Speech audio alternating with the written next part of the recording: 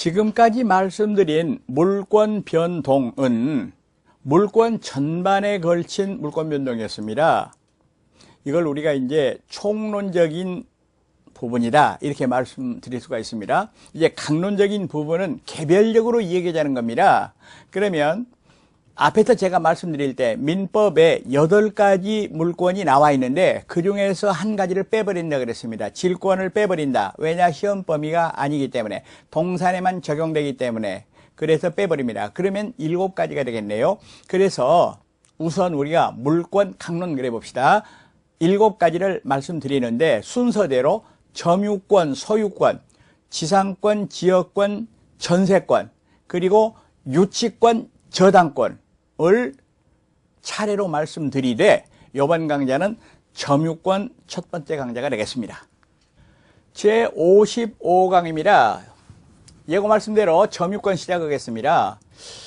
먼저 점유라는 말이 어려운 말인데요. 점유는 물건을 사실상으로 지배하는 상태를 점유라고 얘기를 합니다. 그러면 여기서 물건을 사실상 지배한다 했기 때문에 소유자가 점유자일 때가 있습니다. 지금 내가 입고 있는 옷 그리고 내가 타고 온 자동차를 회사 주차장에 파킹해 놓고 올라와서 강의를 합니다. 이랬을 때 그 자동차도 내가 점유하는 겁니다. 내가 권리자로서 소유자로서. 그런데 예를 들어서 갑은 남의 아파트를 빌려서 거기서 살고 있다면은 소유자 아니지만은 임차권자로서 점유를 하는 겁니다. 그리고 더 나가서 지상권자도 점유를 합니다. 그런데 어떤 사람은 예컨대 을은 남의 물건을 도둑질해 가지고 남의 카메라를 도둑질해 가지고 목에 걸고 차고 다니면서 목에 걸고 차고 다니는 게 점유 상태입니다. 그러면서 자기 것처럼 경치를 촬영하고 사용을 합니다. 그 사람도 점유자입니다. 그럼 여기서 사실상 점유라는 거는 정당한 권리가 있건 없든 따지지 않고 사실상으로 지배한다 라는 얘기가 되겠습니다. 그럼 거기는 두 가지가 있네요. 정당한 권리를 가진 사람도 있고 예를 들어서 소유자, 임차권자, 지상권자처럼 전혀 권리가 없는 사람도 있고 예를 들어서 도둑 또는 임대차 기간이 다 끝났는데도 집주인이 비워달라고 하는데도 개기고 안 나가는 사람, 이런 사람은 정당한 권리가 없으면서도 점유를 가지고 있습니다. 여기서 제가 자꾸 정당한 권리 그랬는데요. 물권의 종류 분류할 때는 이 정당한 권리를 본권 그렇게 말합니다. 자, 그런데 이 점유가 있으면 민법은 일종의 물권인 점유권을 인정을 해요. 점유, 이것이 그러니까 요건이고 점유권이 효과고 이렇게 우리가 얘기할 수가 있다는 얘기입니다. 그럼 이렇게 되겠네요. 도둑놈이 남의 물건을 훔쳐가지고 남의 카메라를 찍고 다닙니다. 그런데 예를 들어서 얘기할 때 제2의 도둑이 와서 그 카메라를 뺏으려고 그러면은 자기 거 아니니까 뺏길 수밖에 없냐. 그렇지 않습니다. 그 도둑하고 격투를 해가지고 물리칠 수가 있습니다. 이거를 점유보호 청구권이라고 말하는데 도둑의 점유는 정당한 점유가 아닌데도 불구하고 점유권이 인정된다는 얘기입니다. 다시 물건에 대한 사실상의 지배 점유를 법률 요건으로 해서 법률 효과가 생기게 돼 있는데 이런 제도를 전부 다 합쳐가지고 우리가 점유제도라고 얘기를 한다는 거죠. 그러면 점유권과 점유의 성립이랬는데요. 여기서 점유가 성립하면 그로부터 점유권이 생겨납니다. 즉 점유제도입니다. 이랬을 때 민법 규정을 보았더니 민법은 이렇게 정리를 하고 있습니다. 물건을 사실상으로 지배하는 그런 상태를 가리켜서 점유라고 하더라 입니다. 여기서 사실상 지배라는 것은 법률상 지배 아니다. 다시 말하면 본권이 있든지 없든지 상관없이 지배하는 경우가 될 것이다 이 말입니다. 그러나 여기서 사실상의 지배는 어느 정도의 계속성이 있어야 돼요. 계속성. 흔히 우리가 이렇게 말하죠. 공원에 가서 오후에 벤치에 앉아 있다. 그러면 벤치에 앉은 사람이 그 벤치의 점유자라고 볼 수 있는가? 그렇지 않다. 이런 얘기죠. 자, 그런데 사실상의 지배, 이게 어느 정도 계속성 있는가에 대하여 뭐 우리가 더 들어갈 필요는 없습니다만은 판례 하나를 우리가 얘기할 필요가 있습니다. 타인의 토지 위에 건물을 소유한 자는 그 토지의 점유자이다. 요 판례는 꼭 알으셔야 됩니다. 그러면 예를 들어서 갑의 땅이 있는데 을이 예를 들어서 임차권이나 지상권 없이 건물을 이렇게 지어가지고 있었다. 그 연유는 알 수가 없죠.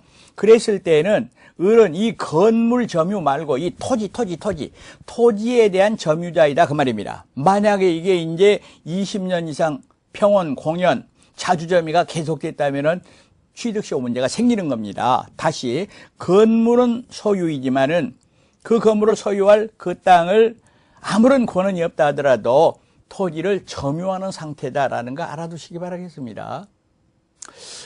다음으로 점유권과 점유할 권리는 다른 것이다. 그러면 예를 들어서 도둑은 점유권이 있어요. 그러나 점유할 권리는 없다 하는 거 우리가 금방 이해하실 수가 있을 겁니다. 그러면 카메라를 잃어버린 사람은 점유권은 없어. 그러나 점유할 권리는 있어요. 여기서 점유할 권리를 제가 본권 이렇게 얘기한다 그랬습니다. 그리고 점유가 성립하기 위한 요건으로는 점유 설정 의사가 필요하다라고 말을 합니다. 그러나 여기서 점유 설정 의사는 의사 표시에서 말하는 효과 의사하고는 다릅니다. 따라서 어린 아이나 예를 들어서 말하면은 제한 능력자, 예를 들어서 말하면 피성년 후기한인, 피한정 후기한인 이런 사람도 훌륭하게 점유를 가질 수 있습니다. 예를 들어서 어린아이가 자기 장난감을 가지고 놀고 있다. 그거는 점유가 성립합니다. 의사표시는 아니지만은 불완전하지만은 점유 설정 의사. 따라서 우리는 점유 설정 의사를 자연적 의사라고 얘기를 합니다. 여러분, 사실상의 집에 이 판례 하나를 찍어두고 여기에 너무 깊이 들어갈 필요는 없다 할 것입니다.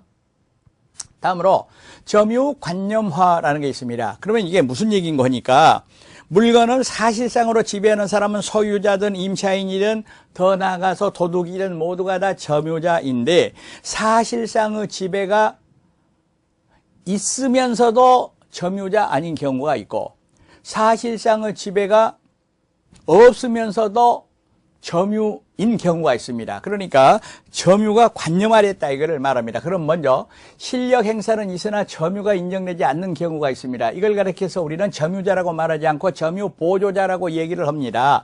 간단하게 한번 그림을 그려보겠습니다. 여기에 어떤 주인이 있습니다. 안방 마님이 있습니다. 그런데 여기에 예를 들어서 운전기사가 있다 그럽시다. 운전기사. 부잣집인가 봐요.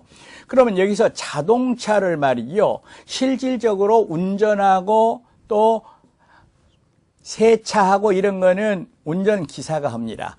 그러나 잘 들으세요. 이때 점유자는 갑뿐이고 운전기사는 점유자가 아닙니다. 그럼 이 사람을 뭐라고 부르느냐? 점유보조자라고 부릅니다. 그러면 이거를 일반 명제로 얘기를 해보면 민법 규정 그대로 얘기를 해보면은 타인의 지시를 받아서 물건을 사실상으로 지배하고 있는 자가 있을 때에는 그 타인만, 이 타인은 갑을 말합니다. 타인만 점유자라고 말을 합니다. 그러면 운전기사는 원칙적으로 점유자가 아니기 때문에 점유가 없기 때문에 점유권이 인정되지 않습니다. 점유자가 아니라 그 말은 점유권이 없다는 얘기입니다. 그런데 확실하게 해둘 것이 하나가 있어요. 자력 부재권은 인정이 되더라 입니다.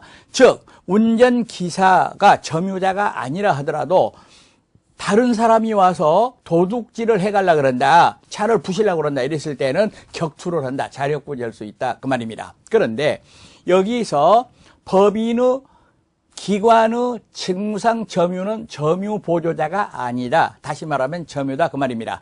여기서 법인의 기관이란 말은 이사, 감사 그런 사람이 되겠습니다. 그러니까 주인 일을 하고 있는 운전기사하고 회사의 이사는 다른 입장이다 이렇게 보시겠습니다. 다음으로 실력 행사는 없으나 점유가 인정되는 경우 첫 번째가 간접점유라는 게 있습니다. 간접점유. 그리고 여기서 간접점유를 일어나게 하는 관계를 점유 매개 관계라고 얘기를 합니다. 예를 들어서 갑이 을한테 아파트를 세내줬어요. 이랬을 때는 실제로 살고 있는 사람은 을, 아파트 소유자는 갑인데 잘 들으세요. 이 을을 직접 점유자 이렇게 말하는데 갑을 간접 점유자 이렇게 말하는데 아까와 달라서 이거는 갑도 점유자, 을도 점유자라는 거 확실하게 두셔야 됩니다. 이때 갑을 간접 점유, 을을 직접 점유 이렇게 얘기를 합니다. 그리고 갑을 간의 관계를 점유 매개 관계라고 얘기를 합니다. 여기서 점유 매개 관계는 중첩적 두 개가 성립할 수도 있어요. 을이 갑의 동의를 얻어가지고 병한테 빌려줬을 때는 이것도 점유 매개, 이것도 점유 매개가 된다 이 말입니다. 간접 점유. 그러면 여기서 의미가 있는 것은 갑은 실질적으로는 그 집에 살지도 않으면서 점유자가 됐다 그 말입니다. 이랬을 때 중요한 것은 직접 점유자는 간접 점유자에게 점유 보호 청구권이 있다는 얘기입니다. 다시 말하면 갑이 을에게 세내주고 나서 다시 자기가 그거를 사용하려고 문 열고 들어온다. 안 된다 이 말입니다. 점유 보호 나가 이렇게 말할 수 있다 이 말입니다. 그러나 간접 점유자는 직접 점유자에게 점유 보호 청구권이 인정되지 않는다라는 얘기입니다. 그리고 직접 점유자가 이미 양도를 해버리면 간접 점유자의 점유 침탈 아니라고 보는 것이다. 다시 한번 얘기하겠습니다. 그러면 갑이 을한테 카메라를 맡겨놨는데 을이 그거를 병한테 팔아먹어 버렸어요. 이랬을 때는 을의 점유가 상실되고 갑의 점유가 상실됐지만은 침탈이란 말은 갑의 의사에 반하여 점유자의 의사에 반하여 점유 뺏긴 거를 점유 침탈이라고 말합니다. 이거는 점유 보호 청구권 얘기할 때 다시 말씀드릴 텐데요. 그러면 이렇게 되겠네요. 을이 병한테 팔았단 말은 을의 의사에 의해서 그러나 갑의 의사에 의하지 않고 병에게 점유가 넘어갔다 했을 때는 점유 상실이지만은 침탈은 아니다. 빼앗긴 건 아니다 그 말입니다. 확실하게 보시기 바라겠습니다. 그리고 상속에 의해서 점유가 승계되는 겁니다. 예를 들어서 아들이 미국 유학을 하고 있었어요.